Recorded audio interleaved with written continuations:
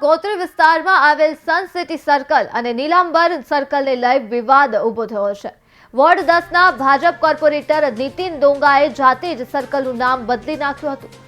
સન city સર્કલનું નામ બદલી Pareshwar Mahadev circle અને નીલાંબર સર્કલનું નામ બદલી લાલ ગુરુ સર્કલ કરી દીધું હતું।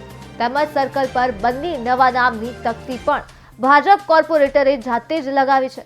આ વિવાદ વચ્ચે કોર્પોરેટર નીતિન ડોંગાનું નિવેદન સામે આવ્યું છે। તેમણે કહ્યું કે બિલ્ડરો મનમાની કરી પોતાના ગ્રુપના નામથી સર્કલ બનાવી રહ્યા છે।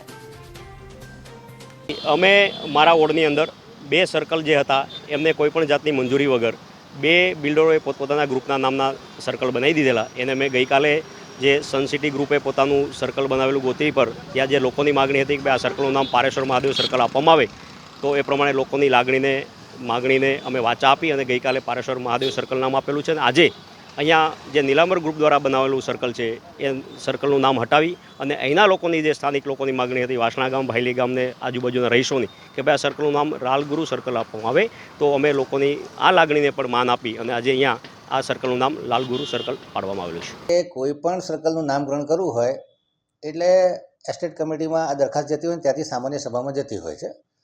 જે સૂચનો તમામ કાઉન્સિલરના આવેલા છે તમામ સૂચનો ભેગા કરી અને મોટી સંકલન કરી અને કયા સર્કલના શું નામકરણ કરવા, કયા રોડના શું નામકરણ કરવા, કયા આઇલેન્ડના શું નામકરણ કરવા, એની ઉપર બૃહદ ચર્ચા વિચારણા કરી અને આગામી સમયમાં નિર્ણય લેવામાં આવશે। પરંતુ પ્રોસેસમાં એવું છે કે લેન્ડ એન્ડ એસ્ટેટ કમિટીમાં દરખાસ્તને મોકલવી પડે અને ત્યારબાદ સામાન્ય સભા મંજૂર કરે, ત્યારબાદ જ આ નામકરણ થઈ શકે। અત્યારે જે બે સર્કલના નામ બન્યા છે એ મંજૂરી સાથે થયું છે કે વગર મંજૂરી થયું છે? મેં કીધું એમ કે સન સિટી કમિશનર સત્તામાં બનેલું છે અને લાલગુરુ માટેના સૂચના આવેલા છે। ભવિષ્યમાં એની પર કાર્યવાહી કરવામાં આવશે।